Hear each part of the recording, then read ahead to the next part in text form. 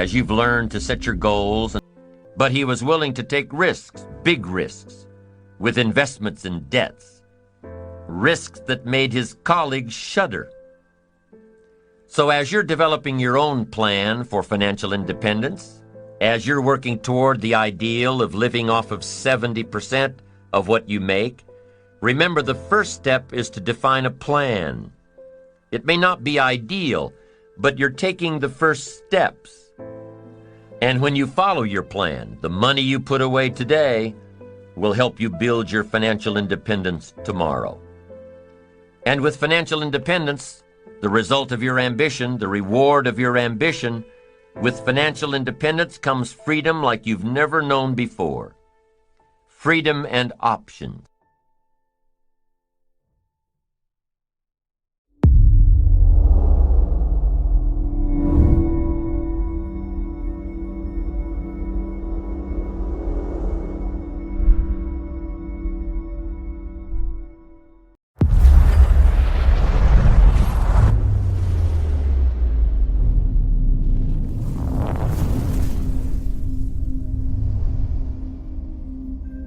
Whenever you prepare correctly,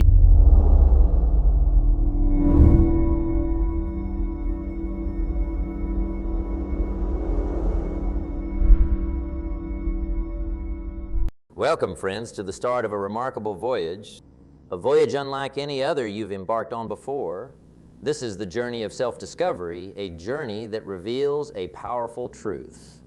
You are far better than you've ever imagined, better than anyone else in your own unique way. As we set off on this expedition, remember, you are not just another face in the crowd. You are a masterpiece, an original. There's a magic in you that no one else possesses. It's easy to look around and compare ourselves to others, to see their achievements and feel dwarfed by them.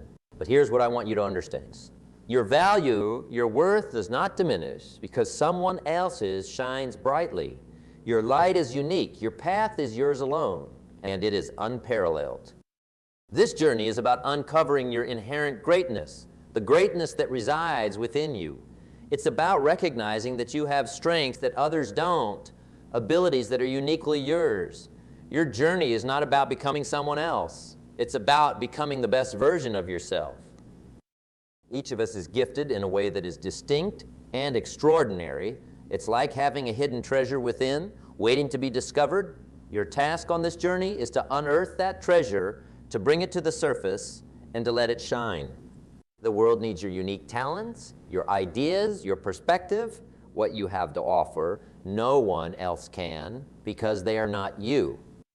As you travel this path, remember that the challenges and obstacles you encounter are not there to stop you, but to strengthen you. They are opportunities to showcase your resilience, your creativity, and your unique approach to problem solving. Embrace these challenges as a chance to stand out, to prove just how remarkable you are. Celebrate your individuality on this journey. You are not meant to blend in. You're meant to stand out. Your differences, your quirks, they're not flaws. They are what make you special, what make you better in your own way. As we dive into the profound reality of our existence, today I want to talk to you about something incredibly special, something that sets you apart from everyone else, the uniqueness of your existence. This isn't just a phrase. It's a fundamental truth that underlines a powerful message. You are far better than others in your own unique way. You see, in this vast universe, there is no one else quite like you. You are a one-of-a-kind masterpiece. From the strands of your DNA to the patterns of your thoughts, every aspect of your being is unique. This isn't just about being different. It's about being irreplaceably special. Understand this, my friends. Your life is not a coincidence. It's a carefully crafted narrative that only you can author. Your thoughts, your dreams, your passions, they are yours alone. And in this lies your power, the power to create, to innovate, and to inspire in ways no one else can. In a world that often tries to fit us into boxes, remember this: your uniqueness is your strength. While it's easy to look at others and wonder why we aren't more like them, the real question is, why would you want to be? You are equipped with a blend of talents, insights, and perspectives that no one else possesses. This unique combination is your superpower. As you walk through life, you'll encounter many who may doubt your abilities, who may not see your vision, but don't let that deter you. The path to greatness is often walked alone. It requires courage to stand apart, to forge your own path. But remember, it is those who dare to be different who leave a lasting mark on the world. Embrace the uniqueness of your existence. Let it be the compass that guides you. Your journey is not about surpassing others, but about surpassing your own expectations of what you can be. It's about breaking the mold, setting new standards, and redefining what's possible. Your journey, your path in life is incomparable, it is unique, and it is here where your true power lies. Embrace this truth. You are far better than others in your own distinctive way. As we navigate through life, it's natural to look around and compare our journey to those of others. We see their successes, their milestones, and we can't help but measure our progress against theirs. But here's what I want you to understand. Your journey is not meant to be a mirror of someone else's. It is a path that is yours and yours and yours alone. We consider for a moment the beauty of a tapestry. Each thread has its color, its direction, its purpose. Some threads are long, others short, some are bright, and some are subtle, yet each thread is crucial. Similarly, in the tapestry of life, you are one of those essential threads. Your color, your texture, your direction contributes to the beauty of the bigger picture. Your personal journey is a testament to your individuality. It's a story that only you can tell. In this story, you are the hero, the architect of your fate. Your strengths, your challenges, your triumphs, and your setbacks, they add to a narrative that is rich, vibrant, and extraordinary. Remember, the value of your journey isn't in how it compares to others, but in how it reflects your inner essence, your untapped potential, your urine-yielding spirit. Now let me remind you, being better than others on your journey doesn't mean outperforming everyone at every turn. It means being better than the limitations you once set for yourself. It means surpassing the expectations that others have imposed on you. It's about breaking barriers, shattering stereotypes, and proving that your capabilities are boundless. Your journey is about realizing that every challenge you face is an opportunity to showcase your uniqueness. Each obstacle you overcome, each goal you achieve is a testament to your resilience, your creativity, your determination. You are not just moving through life.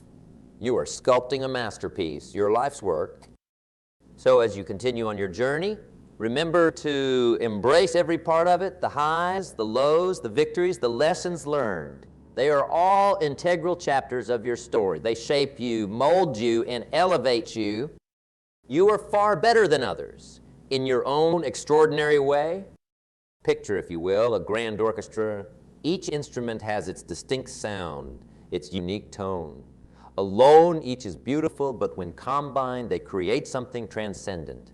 Just like these instruments, each of us has our own rhythm, our own music that we contribute to the world. Your rhythm is unlike anyone else's, and this is where your unparalleled strength lies. In the grand orchestra of life, you are not just another instrument. You are a soloist. Your tune, your tempo, your melody, it's all yours. While it's tempting to listen to the rhythms of others and wonder why ours aren't as fast, as smooth, or as melodious, remember this. The beauty of an orchestra lies in its diversity, the harmonious blend of different sounds. Your rhythm, with its unique beats and pauses, adds to the richness of this symphony. Your individual rhythm is a reflection of your journey, your experiences, your values, and your dreams. It's a composition that you've been writing since the day you were born. And with each day, you add more notes, more depth, and more character to it. It's not just a rhythm. It's a narrative of who you are and what you stand for. Being better than others does not mean playing louder or overshadowing their music. It means playing your melody with such passion, such conviction that it inspires, it uplifts, it resonates. It's about being so true to your rhythm that it encourages others to find and embrace their own. In this symphony, every challenge you face, every obstacle you overcome, is like a complex chord that adds to your melody's depth. These are not dissonant chords. They are harmonies that enrich your music, that make it more profound, more impactful. Your rhythm, with its unique ups and downs, its tempo changes, is a testament to your resilience, your individuality, your unmatched capacity to adapt and thrive. So, as you continue to compose the melody of your life, embrace every note, the high notes, the low notes, the crescendos, and the diminuendos. They all play a critical role in defining your unique sound. Your rhythm is not just a part of the symphony. It is a highlight, a solo that captures the essence of who you are. In the tapestry of life, each of us is woven with threads of unique strengths and abilities. Often these threads are hidden, buried under layers of self-doubt, fear, and conformity. But today, I wanted to tell you that within you lies a reservoir of untapped potential waiting to be discovered and harnessed. Think of yourself as an explorer venturing into the uncharted territories of your inner world. In this world, there are strengths you've yet to realize, talents you've underestimated, and capabilities you've overlooked.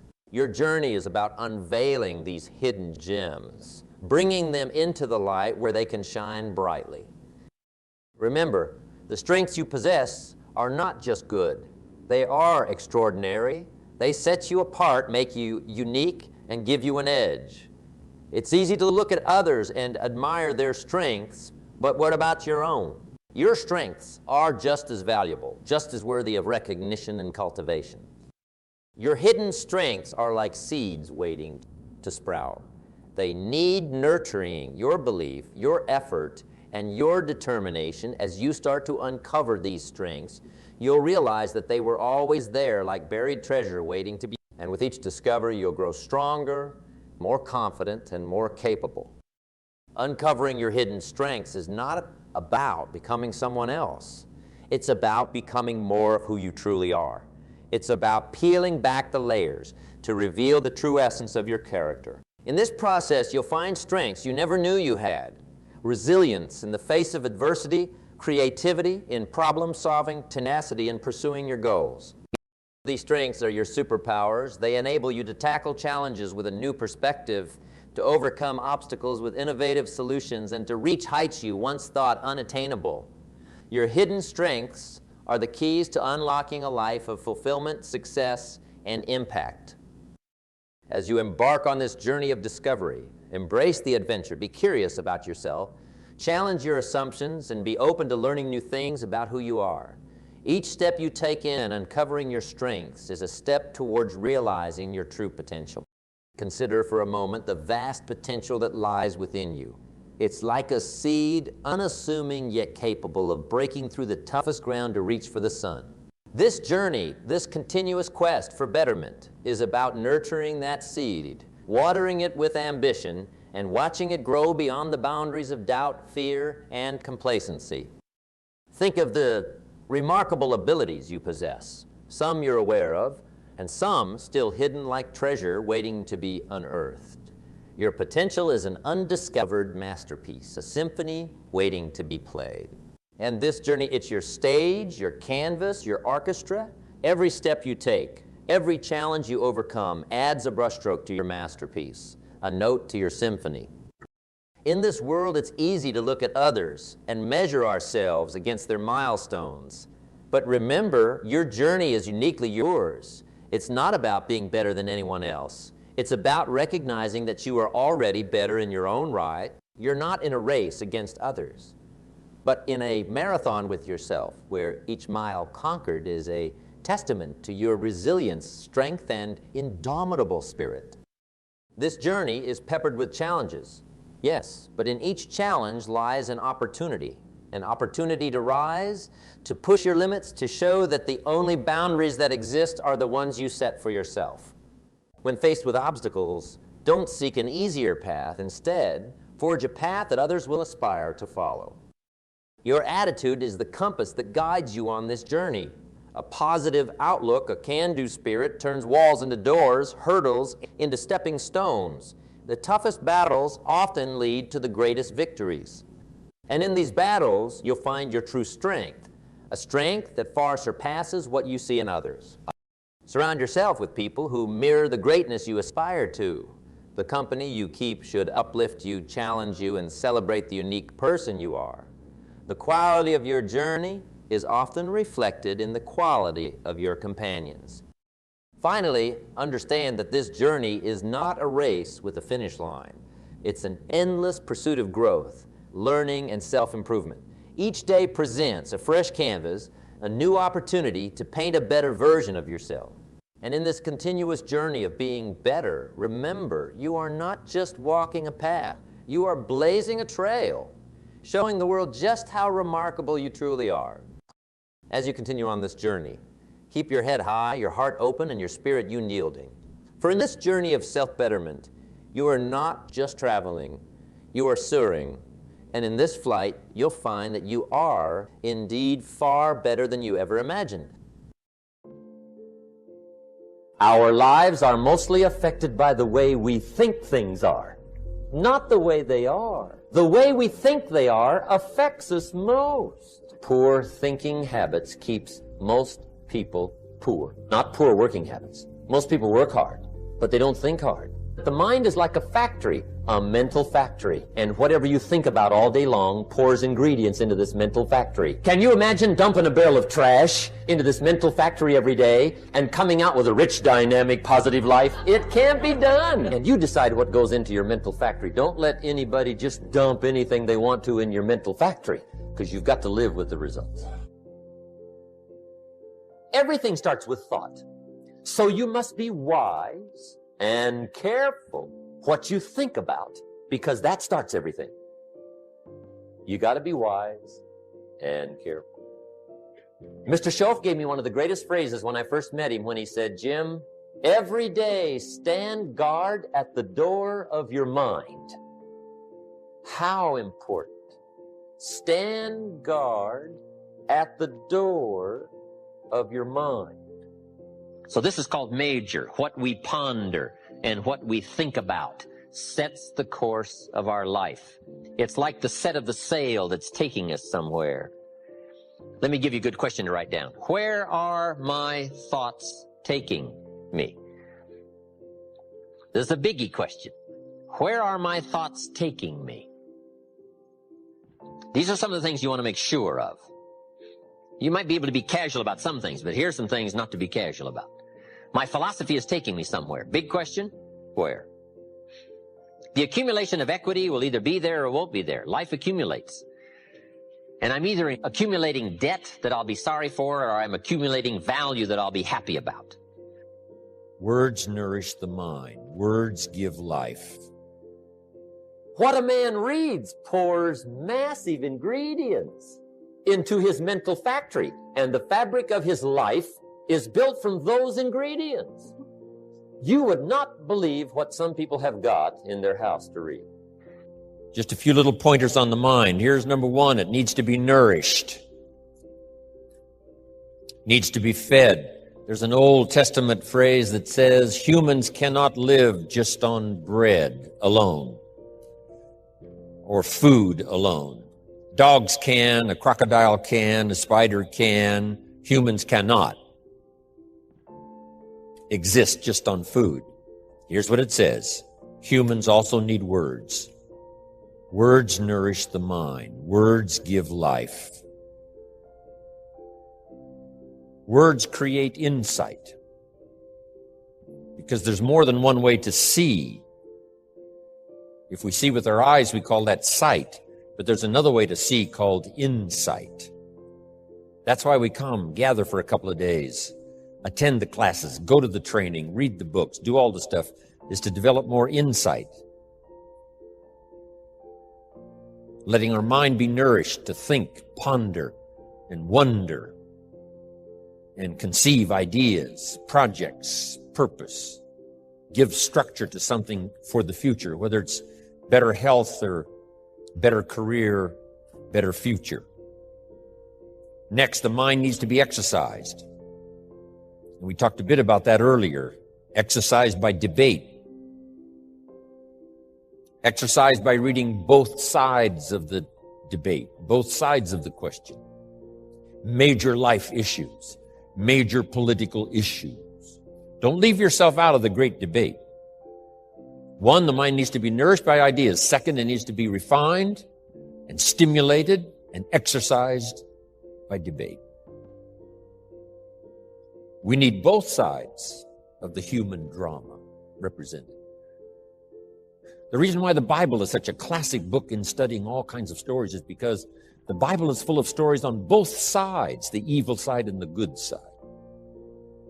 The Bible said, Old Testament said, this king came to power and he was a good king and he ruled for 18 years. And then it says the next king came to power and he was a bad king and he put up idols. He became the bad king. So it reads good king, bad king, showing both sides of the human spectrum and drama. Some stories that we read in the Bible of people to admire, others are people to despise. In your library, you need a book on Gandhi and you need a book on Hitler. One book to show you how noble someone's aspirations can be, and the other book to show you how despicable and how evil someone's goals can be. Both sides we study, good and evil, one we love and one we hate. We study illness, we study health. Someone says, well, you can't study the negative things. You have to study the negative things.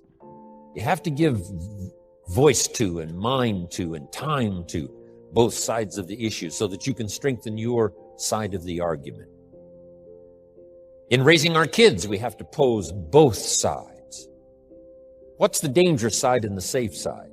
In one of the seminars that I'm sure some of you have attended, I talk about philosophy that makes the difference. Philosophy does two things, each person's personal philosophy.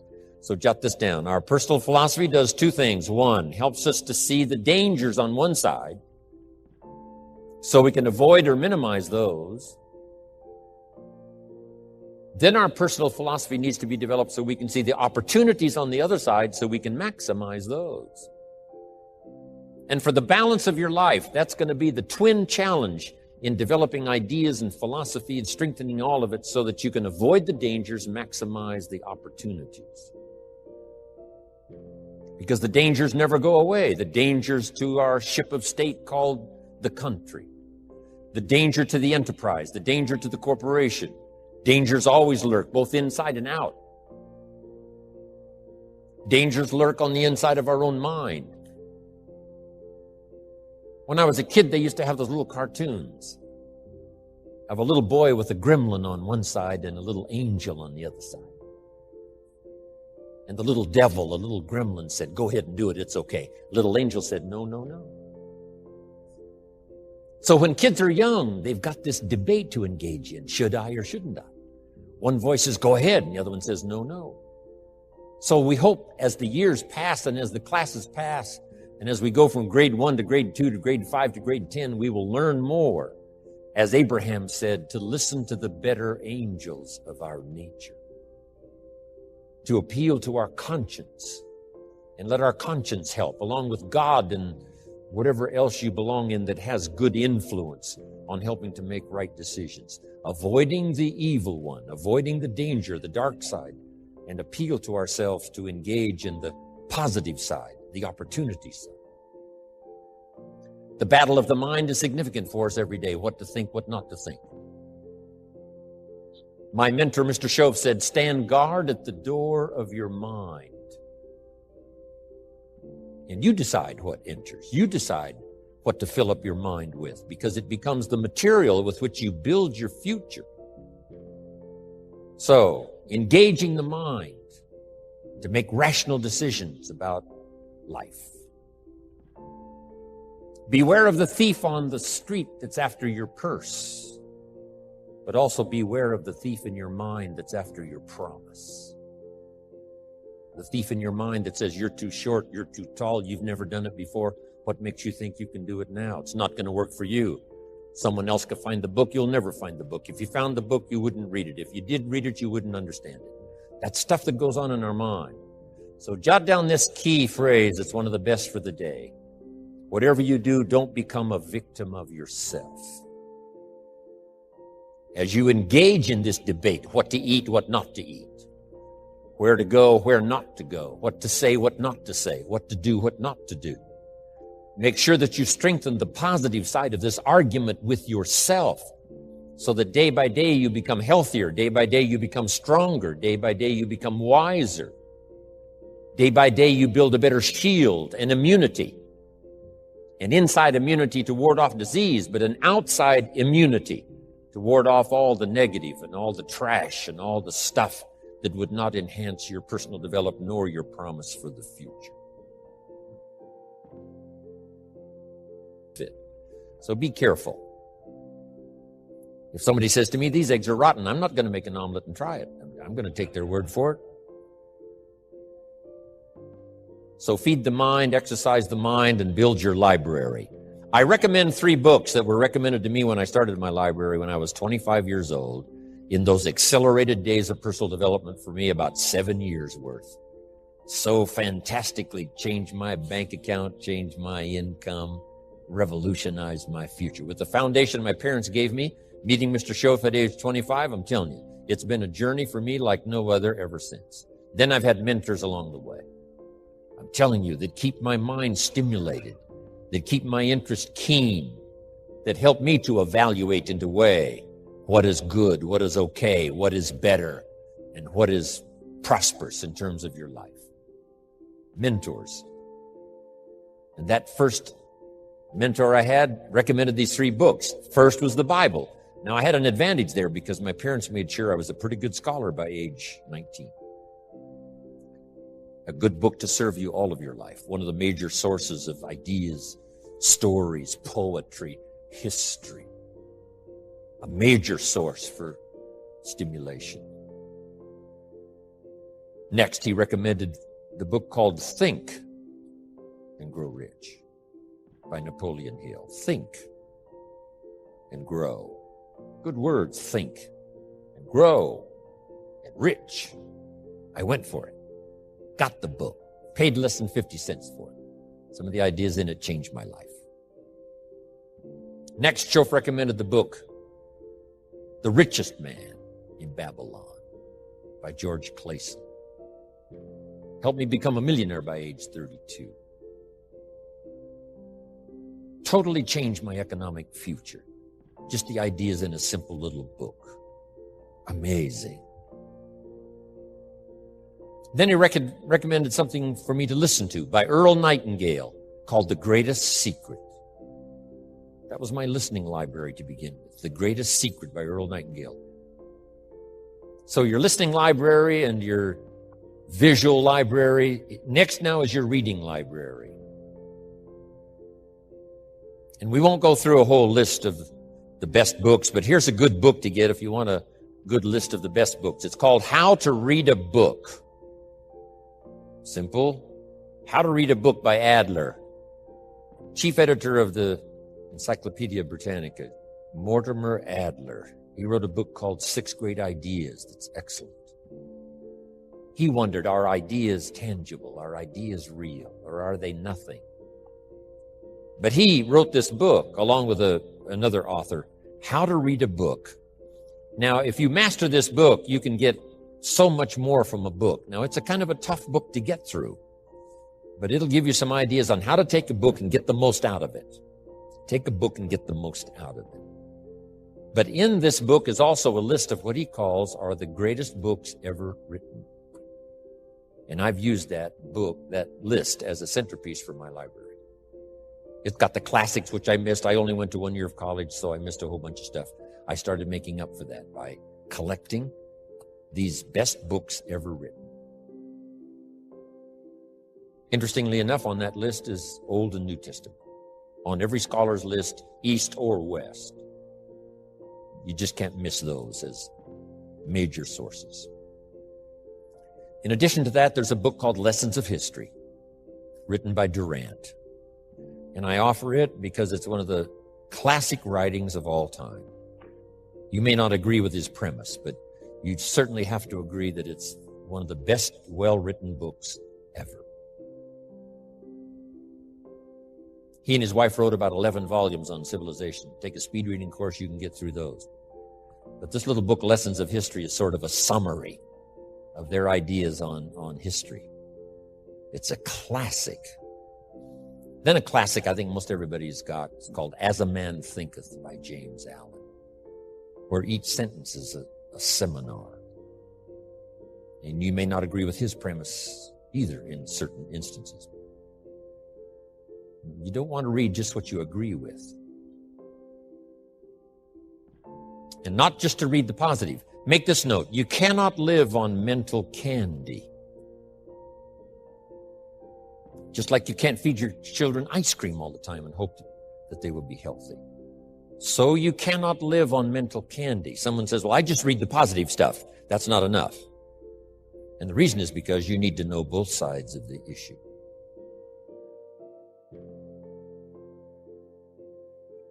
So start your library like I did, age 25. I mentioned in another seminar, haven't read everything in my library, but I feel smarter just walking in it, right? And smart enough to buy it. Now I got to be smart enough to read it all. Then I got to be smart enough to sort through and decide what's valuable.